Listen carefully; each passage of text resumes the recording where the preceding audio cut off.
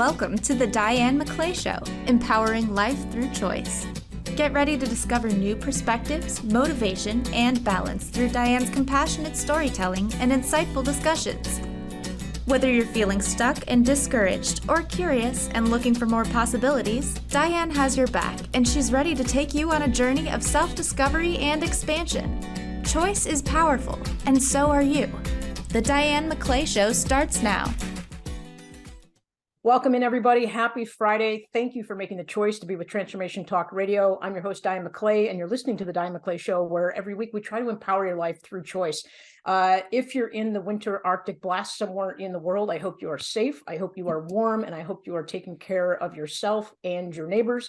We're on the Cornelia Stephanie Media Network on Transformation Talk Radio, and as always, we know you have a choice. So thank you for spending your pre-Christmas weekend with us. My guests today are two dynamic and engaging speakers and published authors, both of whom are positive influencers in my personal and my business life when it comes to shifting out of the chaos into the calm or recovering from burnout, as we all eventually feel, especially around the holidays. You want these two women in your corner. As a personal trainer for your mind, Nikki Ganjemi, hi Nikki, uses a unique calm method framework to help entrepreneurs identify and break through limiting beliefs and achieve new results just by shifting perspective at the conscious and unconscious levels. When you shift your perspective, you can create new and different results. And at Mindful Matters, you can unlock your confidence and live happy no matter what. Welcome, Nikki. Thank you for saying yes today. Thank you, Di. I'm happy to be here. Awesome. And of course, Dr. Kate Steiner is a burnout recovery expert, coach, consultant, and founder of Lift Wellness. She supports her clients from burnout to recovery, which is actually possible by developing a self-reflective plan that identifies and prepares for burnout events by addressing all areas of wellness. Her message is about embracing burnout as a part of the human condition. Yes, it happens. We all experience it. She's going to teach us how to make that a normal part of our lives that we can predict, we can plan for, and we can recover from. That can be managed entirely by your individual who experiences a restoration as possible, even when you feel crispy. Dr. Kate, welcome back in. Thank you for having me, Diane. Yeah, I'm so excited you guys are here because the three of us have been working on a collaborative project together, Healthy Thinking, Happy Life, how to manage your mindset and get stuff done. That's not the real title, but not sure what the FCC will allow me to say. But the bottom line is we have more choice in our life than we know or we believe or we've been taught. And I brought my two friends in today so that we can talk about the holidays, stress of the holidays, family, expectations, workload, and how we can come back into a place of calm. So will the two of you just take a quick minute, share with our audience kind of how you've gotten to this place, how we know each other, and who you serve. Nikki, go ahead. Sure. Okay. So very quickly, how I got to this place, total mindset shift from actress to teacher to entrepreneur. I just made a lot of pivots in my life. Former elementary school teacher for 15 years. When I turned 40 years old, I decided it was time to do life my way. And I resigned from that job to build a coaching and hypnotherapy practice that I just love so much. It's a much better fit.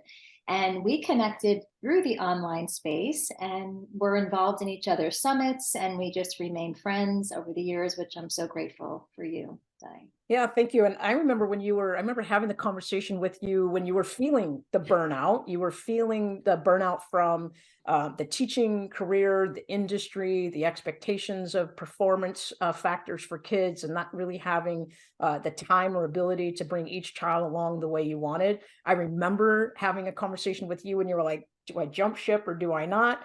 And that kind of parlays into kind of what Dr. Kate talks about taking control of your life, and what I talk about, using choice and awareness to move yourself forward. So I am so grateful that you leapt from chaos into calm. And I know that our conversations, every time I interact with you, they feed my soul. So I'm so grateful that you had the courage to do that. So Dr. Kate, how'd you get here? Yeah, so my journey started with my own experience with burnout and coming into a place where I realized I had become the worst version of myself. And that story is in the book.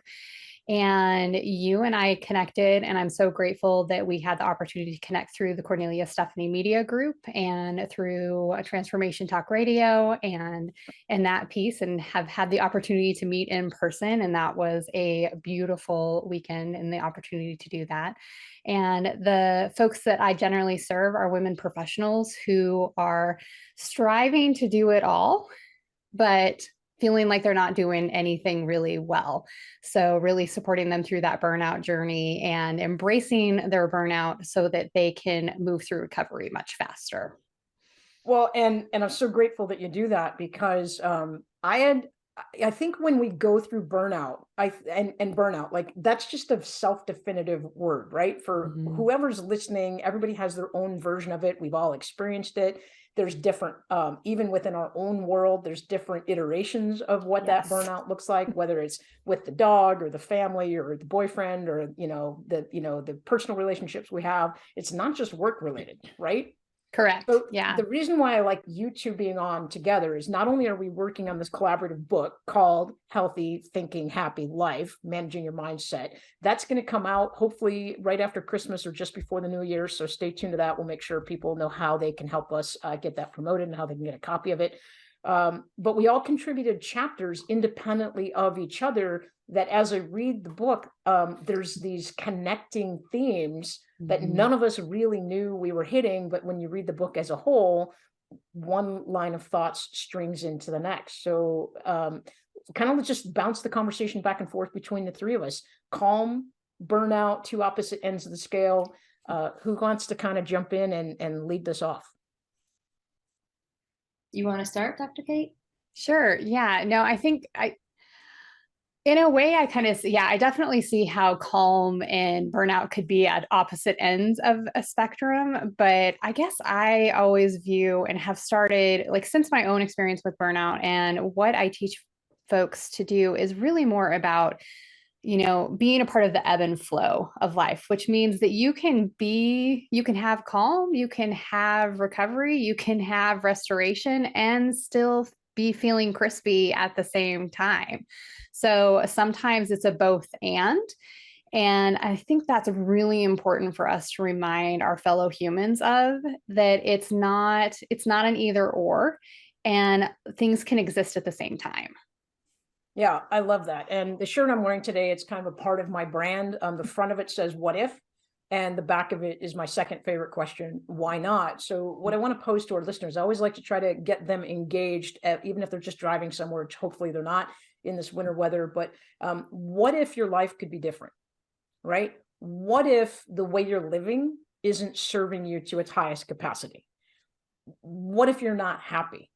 Or what if you just don't know what to do to get to that next level of wherever you want to be?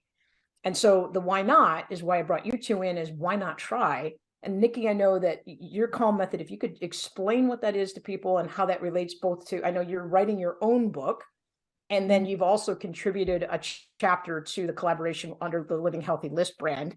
Can you speak a little bit about writing your own book and then bringing calm into the world, not just for entrepreneurs, but especially around the holidays? Sure. Yes, absolutely. So first, I'll just say that calm was born out of chaos. I was set to do a money mindset training for a jewelry company. And the woman who hired me to do that called me 2 days before the workshop to say, money mindset is no longer appropriate. It was March 2020 and the world had just shut down. She said, "Can you come up with something else to help these women?"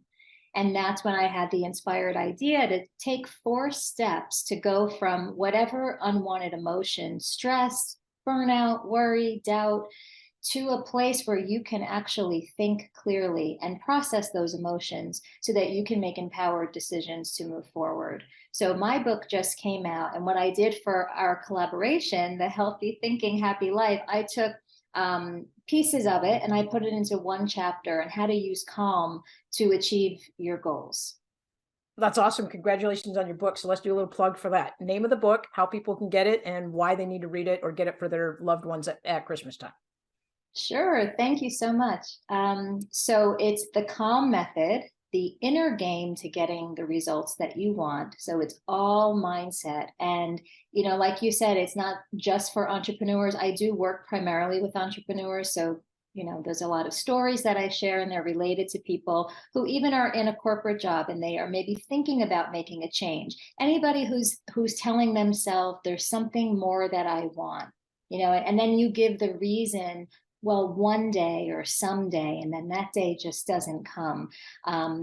Anybody who's just not getting the results that they want, basically, and you don't feel good about it. You want to be happier. You want to feel more fulfilled, more satisfied, but you just don't know how to do it. You want to, you know, improve relationships with the people in your life, and you just don't know how.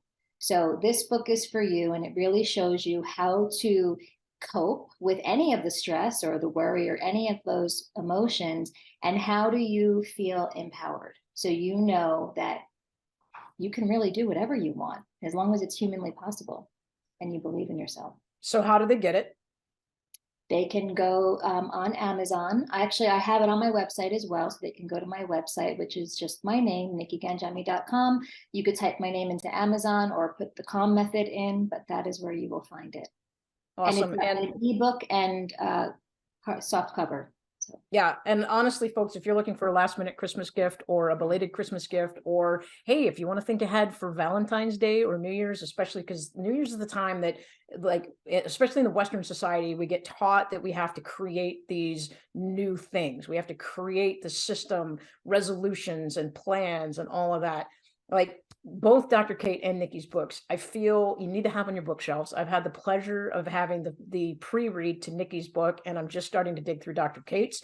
But these are, in both of these books, there's just real life hands-on things, simple things you can do right now today to lower your anxiety about whatever, and to also create a meaningful shift. So I encourage our listeners to go to nikkiganjami.com, look for that book, or go to amazon.com and look for the Calm method. So nice plug. Congratulations. I know that's been a really long energy creating, perhaps sucking project for you. So congratulations on shifting your mindset. Because I also remember there was a time that you said, I don't think I'm a writer. I don't think I can do this, right? Yeah, well, it was very different from the children's book that I wrote back in 2018. So writing a fictitious story versus something nonfiction for adults, two very different types of writing. Right. And Dr. Kate, I know you know a little bit about writing a book also, because you have an awesome book about burnout recovery. Can you give a little shout out to that and tell people how they can find that? I do. Yeah. So it's called Feeling Crispy, A Guide to Burnout Recovery, and it is available in ebook version right now. You can find that on Amazon. You can also go to my website, which is drkatesteiner.com, and you can find that there. Hopefully it will be out in paperback version soon, but you can get the ebook version right now. And it's a quick read. It was intentionally wrote to be something that I wanted people to be able to take a drive or get on an airplane and be able to read it cover to cover in that time, and have some really quick guidance on how they can start their burnout recovery journey. Yep. And what a great thing, because the holidays in particular, there's a lot of preparation. There's a lot of anxiety. If you're hosting the family or the dinner, there's a lot of preparation and outbound energy to make things just right and perfect, which again is another thing. It's another illusion that we're taught in our Western society about perfectionism. But then when it's done, there's a lot of people who just want to turn out the lights and take a nap and not be disturbed for 3 days. Right. So that feeling crispy component really kind of ties into Nikki's calm component, because crispy is at the high end of the threshold where the body just says, screw you, I'm not doing anymore. I'm shutting down. Right. And the calm method is a mechanic or a tool to sort of navigate both of that. So what I want to do is sort of bounce it back. Let's have a conversation about calm to crispy and why did you bring these things into the world? I mean, this is obviously value systems you guys believe in, and you feel very compassionate about that. These are tools people have to have in their hands, especially around the holidays. So let's just open up that conversation a little bit between each other about how do we serve our listening audience right now as they work through expectation, stress, anxiety, doing too much, not doing enough, not feeling like they're enough. Mm-hmm. Yeah.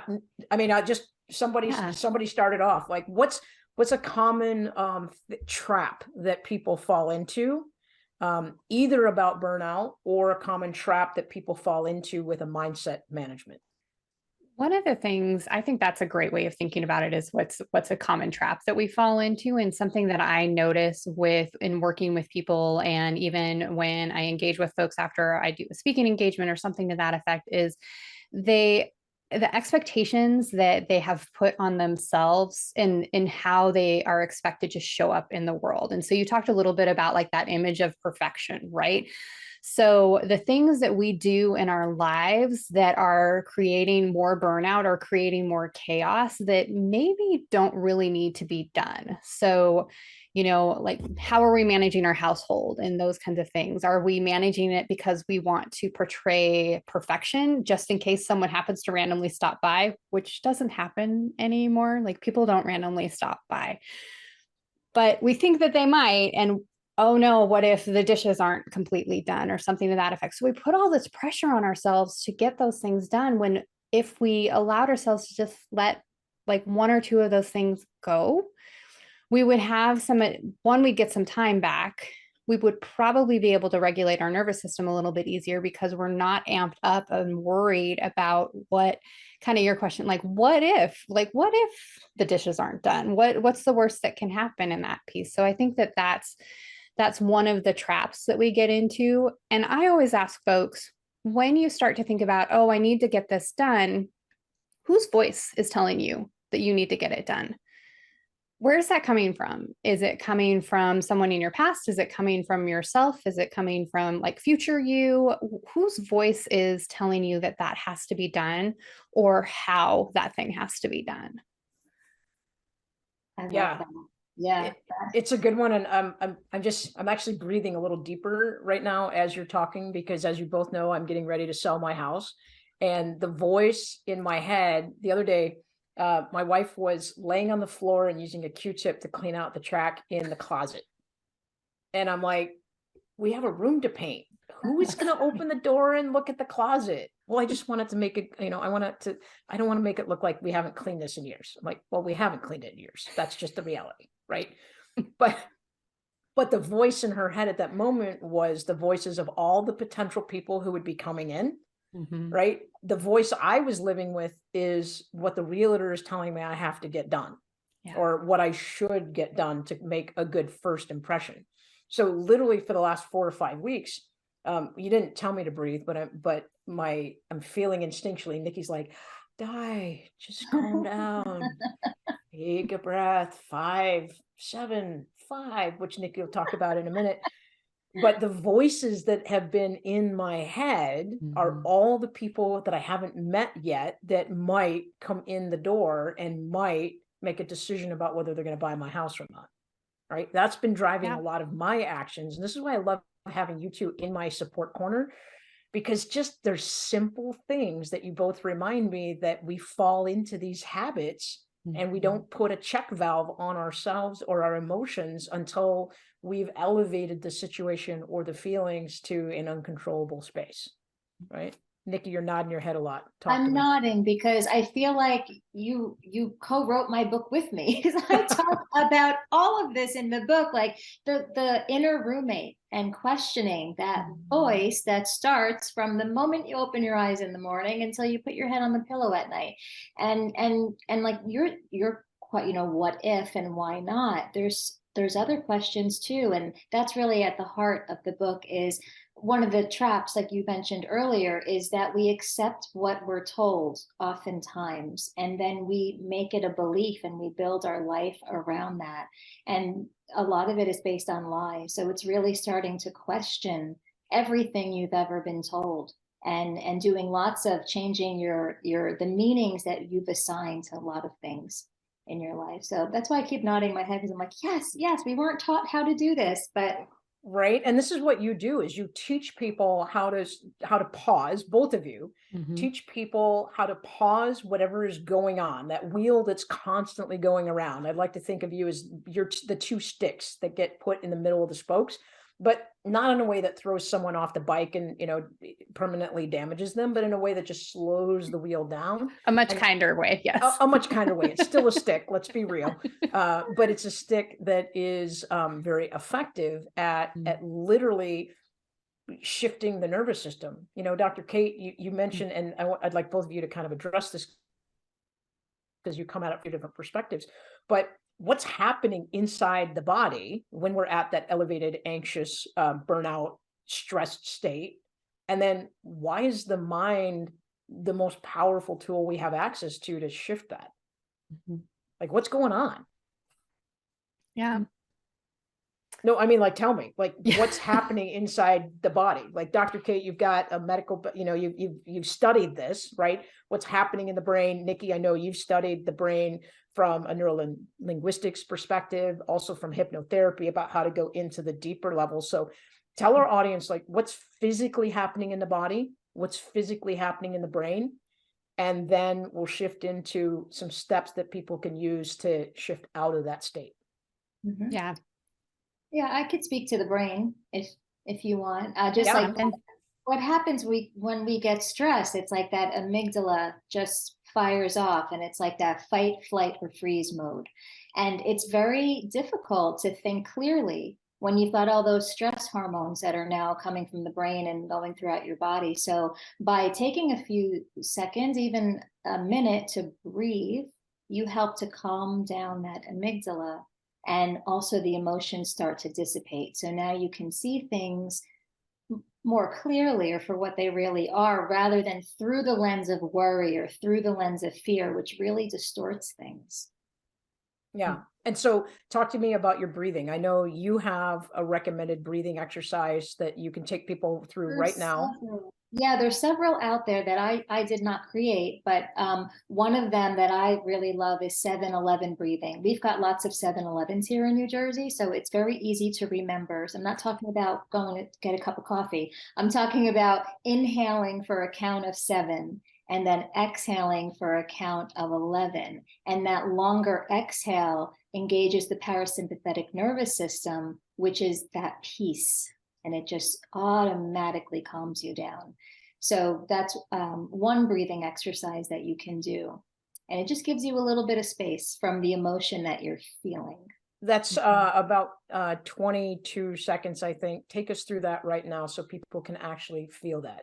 Sure. Take us through that right now so we can experience that on the show. So if you're able to, and it's safe for you to do so, you can, and I'll do the counting for you. Just take a nice deep breath in. And exhale.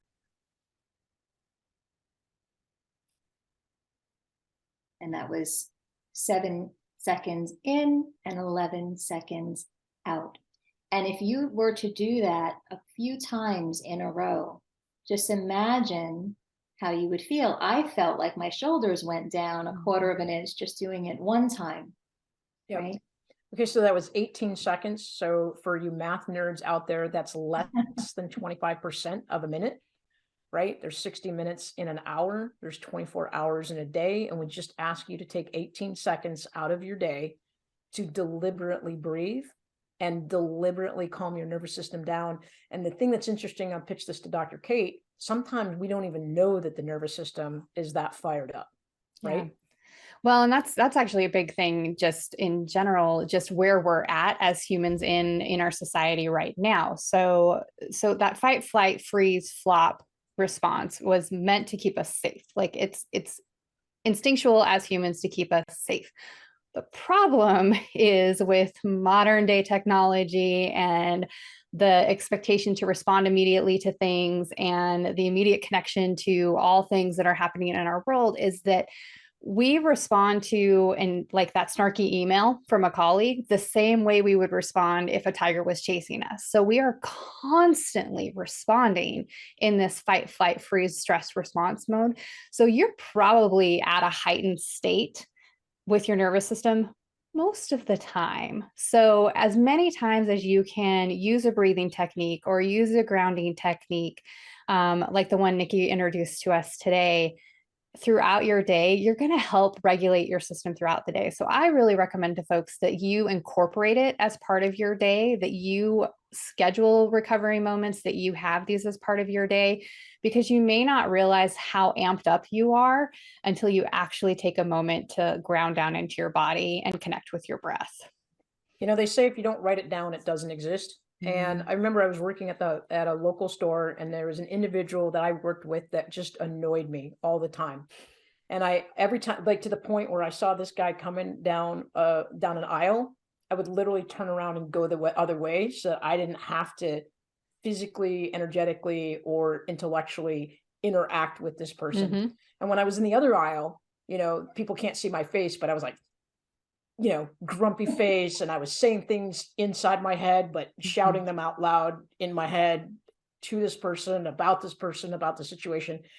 And then there was this moment I went, dude, whoa, I don't even want to be that person. And I put a mindfulness bell on my phone that went off every hour. And it was a reminder for me to do a check-in with myself. Where am I at? What am I thinking? How am I feeling? What am I reacting to? And it's shocking how much that helped me, because I put it as a fixed schedule. And what I know now is I created a recovery moment for myself that I didn't know that that's what it was. Yeah. So do you have one that you can share in the next minute or two before we take a break? Yeah, absolutely. So real quick, I think great recovery moment, one I love to do because it utilizes physicalness, is a dance party. So schedule yourself a little dance party, put on that like energy bumping, whatever gets your blood kind of flowing and makes you move, dance full out for that song. And I encourage folks, like, do it right after a meeting that you know you're going to have a difficult time at. Right. That's beautiful. So let's do that. We'll put some music on for the next 30 seconds. We'll give people a quick dance party. We're going to take a break. Stay with us. We'll be right back with Dr. Kate and Nikki Gangemi. Thank you.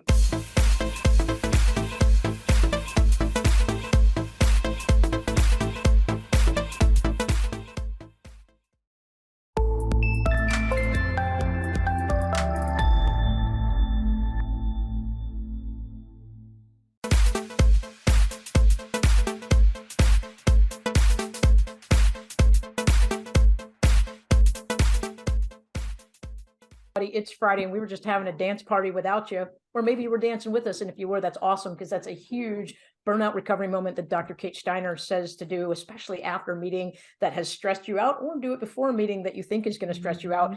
My guests today are Dr. Kate Steiner and Nikki Gangemi, and we're talking about managing the nervous system, managing the mindset to get what you want out of life, especially around the holidays, especially when we have things we have to deal with that already elevate our level of stress or anxiety. Friends, family, food, pretty much you're all nodding your heads and saying, yeah, I've got something coming up, or I've just been through something.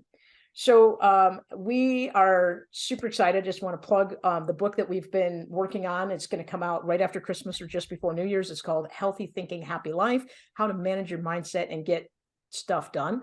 And what's nice about it is there's 15 different authors who have 15 different stories and different ahas and takeaways from life. It's a great collaboration. So if you're not a reader, it's a literally pick up a chapter, randomly open the book, find something that can help you navigate whatever you're going through in your life, and then set it back down until you want to pick it up again.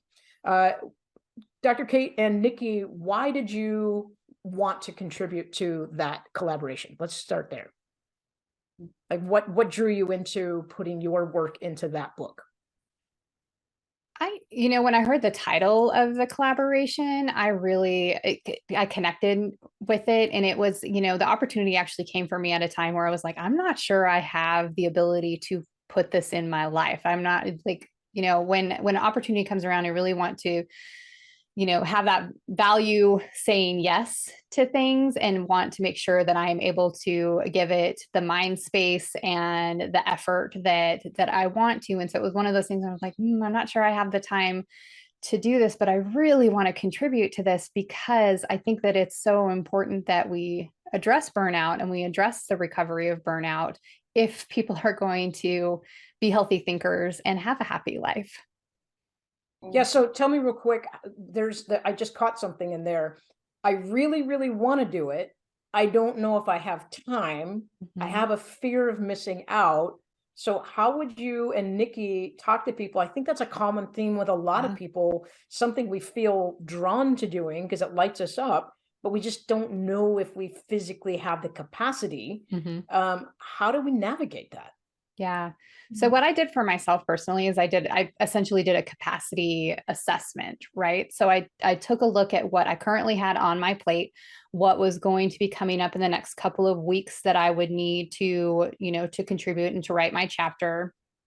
And I did some assessment and what needs to be here. So some of those expectations that we talked about in the past, can I shift things around? Are there things that I can move from these 2 weeks to later on that don't really need to be done in this moment? And so that's what I did, is just kind of shift some things around so that I could contribute to the book. I also got a little honest with myself in celebrating the fact that I am actually a good writer and I can write things pretty quickly. And I also had the knowledge that I already had the content in me. The only thing I needed to find the time to do was to sit down and type it out. Yeah, that's a pretty bold statement too, right? So congratulations on tapping into that courage. But what I take away from that is you had an honest conversation, you assessed the needs, and you rearranged and made things a priority that fed you. Did I get that right? Absolutely. Nikki, how about you? Very similar. I heard the title of the book and I thought that just epitomizes all of me. And on top of that, I was already writing my book, The Calm Method.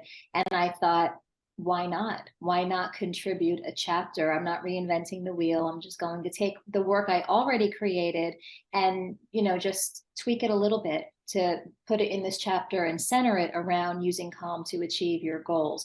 I also had a limited time, a week actually, and I was also going to be flying out to LA to speak at a convention. I had the deadlines for my own book. And again, I said, why not? And then I said, what if I tap into flow?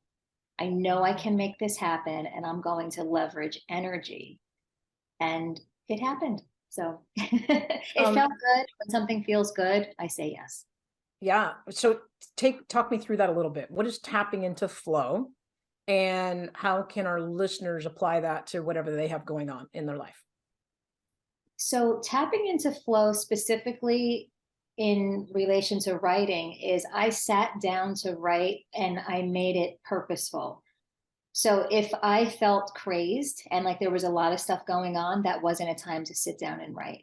So I just approached it as when I felt that I could fully commit, and I would sit down for like 30-minute increments, just commit to 30 minutes of a segment of time to sit and write, no checking emails, no looking at my phone, and just be very intentional about this is a 30-minute window for me to write. And oftentimes I ended up going 2 hours because I entered that state of flow and had no idea that much time went by. It was like, wow, how did that happen? It just flew by. So it sounds like you gave yourself permission to really let go of time expectations, time constraints, even though your goal was 30 minutes.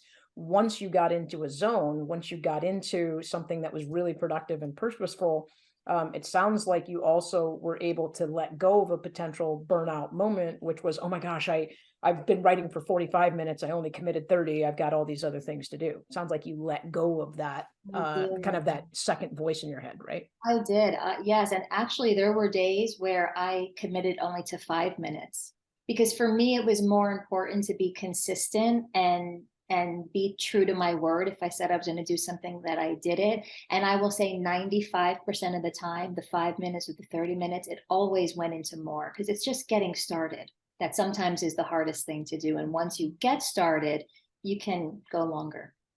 That tees up my contribution. I knew I wanted to write. I feel very confident that I have messages that I want to share and that people can benefit from, but I needed a starting point. I didn't know what exactly I was going to write about. And the point for me is I realized I was in my brother-in-law's new business. Nikki, you guys have heard this story before, but it was a basketball facility and these kids were dribbling basketballs and walking through the common area. And literally one kid passed over the threshold of this doorway into this new 3-on-3 tournament arena. And he stopped dribbling and he was in awe. And he literally looked up and looked around and took everything in. And all he could say is, whoa.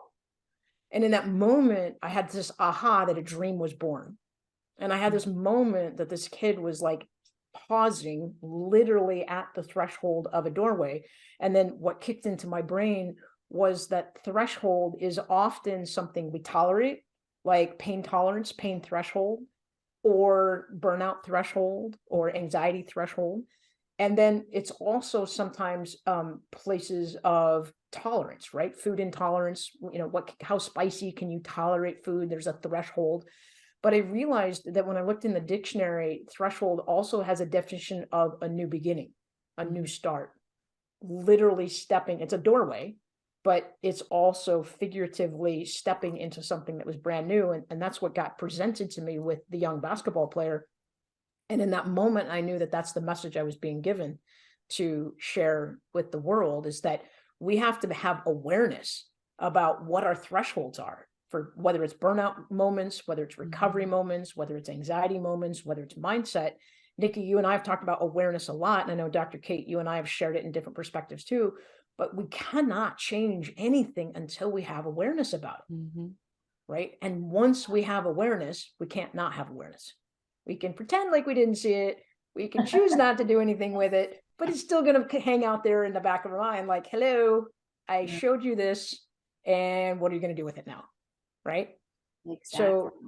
So let's kind of tee that up a little bit. Awareness. How does that play into, Nikki, using the calm method, and Dr. Kate, how does that play into burnout recovery, actual recovery from burnout? Yeah, well, I actually talk a lot about awareness in the book, and I say that awareness is the first step. Like you said, Di, you can't change what you're not aware of.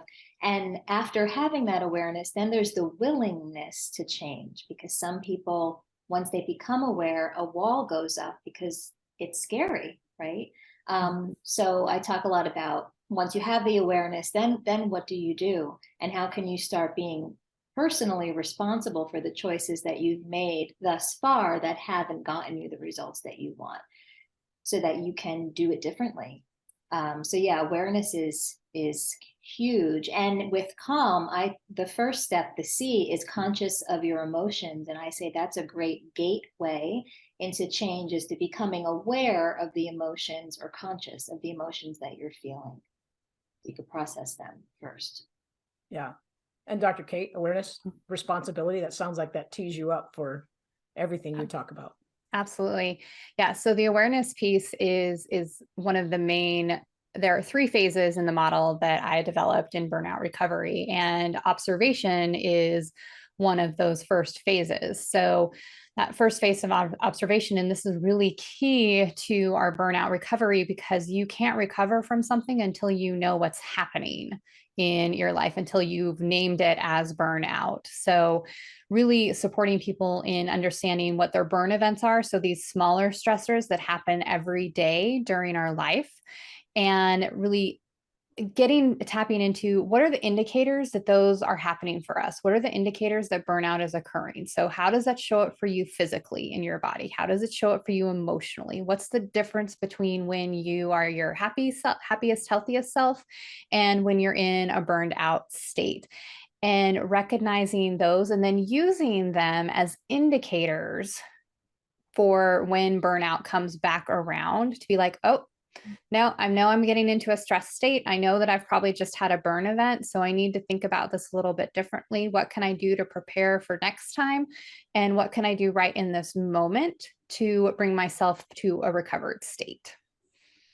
Yeah. And I love how you, I'm kind of a perpetual optimist. I'm a perpetual, what's the learning lesson that I can get out of this? When I saw that basketball player, I was aware that I was looking for a teachable moment. I was looking for a message. I was looking for something that I could write about. And for me, and what I'm hearing you say is to do that for the negative things in our life, as well as, Nikki, look for the ways that things can change perspective. I know Jessica is going to have a show in the new year called the perspective of possibility, right? And I just get excited about that because I love asking the question, what's possible? But I also love that both of you are grounding me into being aware of what's actually happening to me right now. Because when I say, what's the lesson I can learn from this moment, this situation? How does it apply to me? Do I like how I'm feeling? That's Nikki. I know that's a question you ask a lot. Then it invites awareness and observation and responsibility to jump on the train with you. Mm-hmm. Yes. Nikki, I know you, I talked to you about maybe reading a paragraph from your book. Can you bring something like that in and tie it into the conversation that we're having about observation? Yes, and actually the paragraph that I picked ties in perfectly, and this wasn't even planned. So this actually comes from, just to give you a little bit of background, the chapter called With Responsibility Comes Great Power. And I talk about that in order to feel like you are in more control in your circle of control, that there's two things that you have to do first. And I'm going to read the second thing, which is what you give your attention to. So sometimes you notice thoughts in your mind and dismiss them. Like a revolving door, as quickly as one thought enters your mind, you can allow it to keep moving right out of your head. But there are times when it's hard to let thoughts go.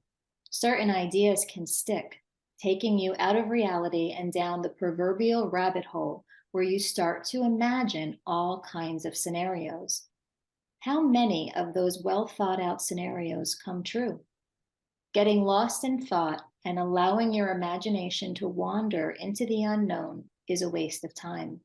You miss out on the life that's happening right in front of you. It's like your body is here, but your mind is hundreds of miles away. You can't do anything about this sometimes vicious cycle until you become aware. That's the first step to change. Once you become aware, you enter a choice point. You can choose to go on that bumpy, windy ride, or stop the thought train and, like a conductor, switch tracks. And I'll stop there. Stop the thought train, be the conductor, and switch tracks. That is juicy.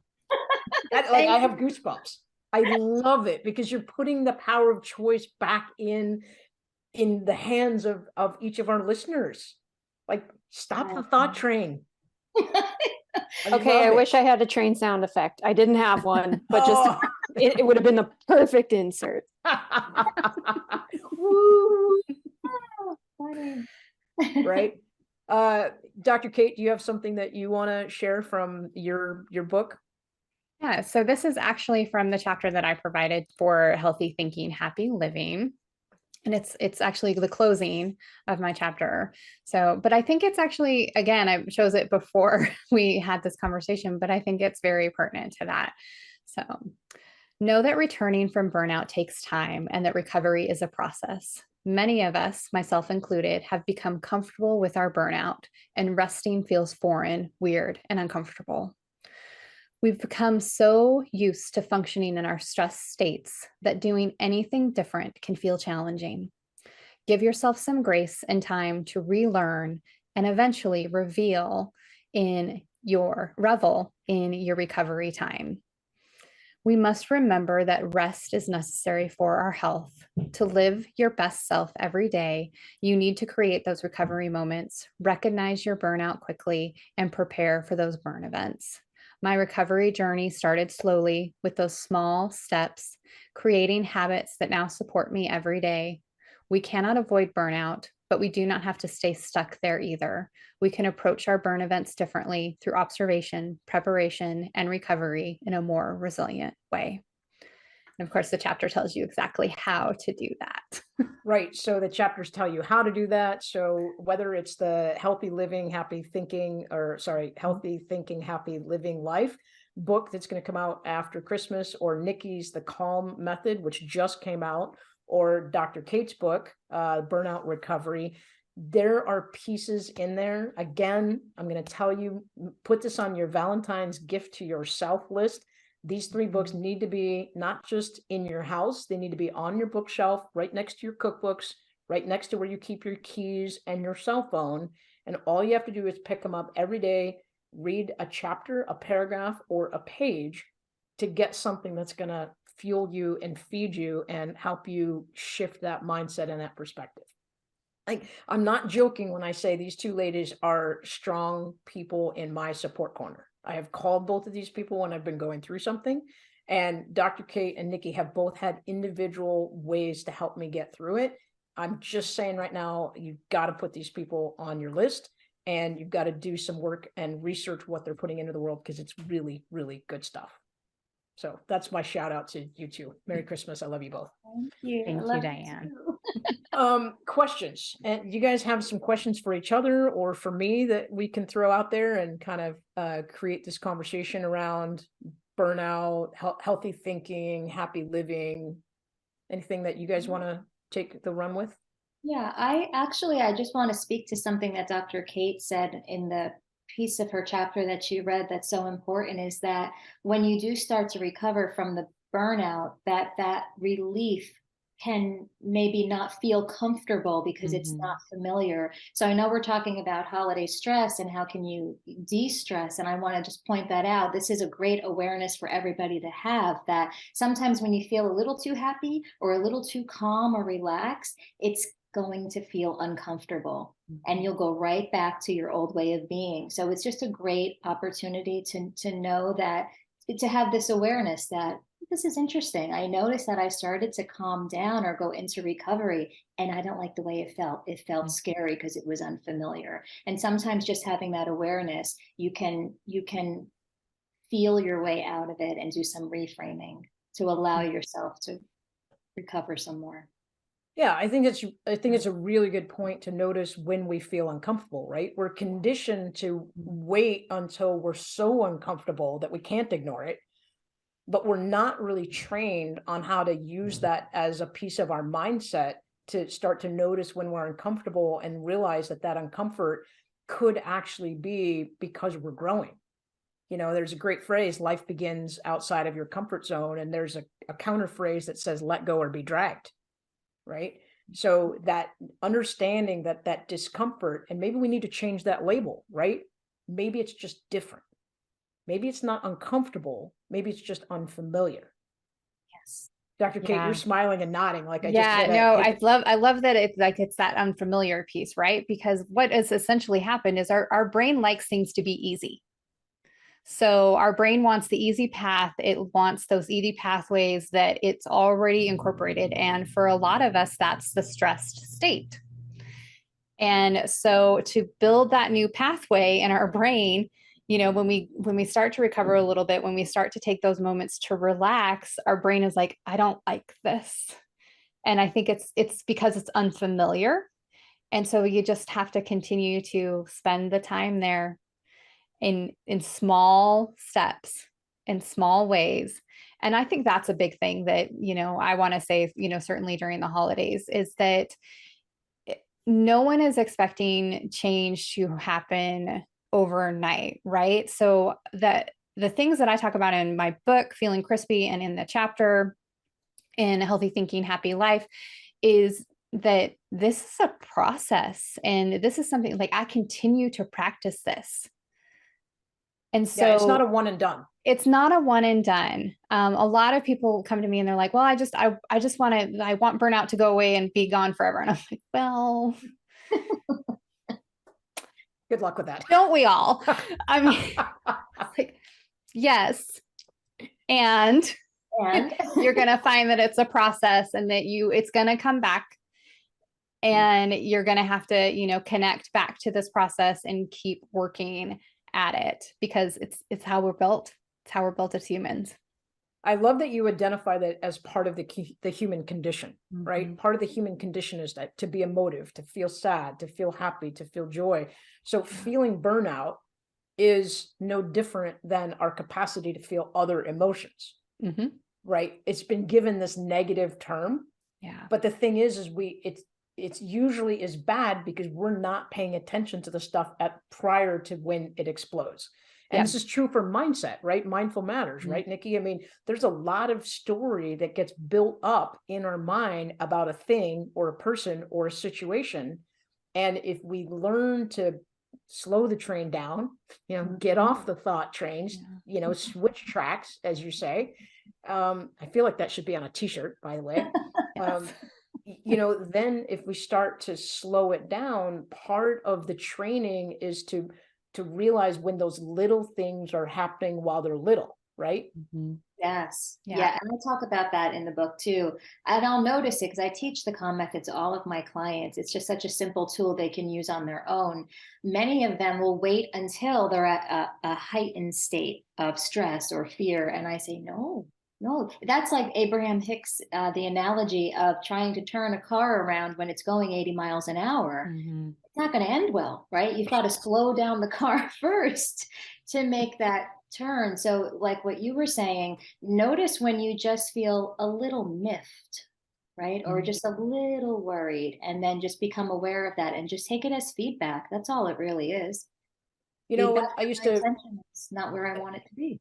I agree. And I used to be a park ranger, and one of my jobs was to run a chainsaw, and you never, ever want to get halfway through a cut and then realize you're not comfortable with the cut you just made. Yeah. Right. You make a small cut, you look at what the tree's doing. You make another small cut, you watch what the wind is doing. You make another small cut, you look around your feet to make sure that if it goes in a way that you don't think it's going to go, that you have a clear path to escape. You never, ever want to get 3/4 of the way through a tree and then go, oh, wow, that's not what I wanted to do. Because I guarantee you, your stress level is going to go through the roof, and your options at that point are significantly limited. One of the things I teach about is when you have awareness, then you can create options. As soon as you have options, you have power, right? So if we can teach ourselves to look for the options, look for the awareness, look for the opportunity of a lesson earlier, we're going to actually empower ourselves more consistently and more sustainably when we hit those high level burn events. Absolutely. Right? Definitely.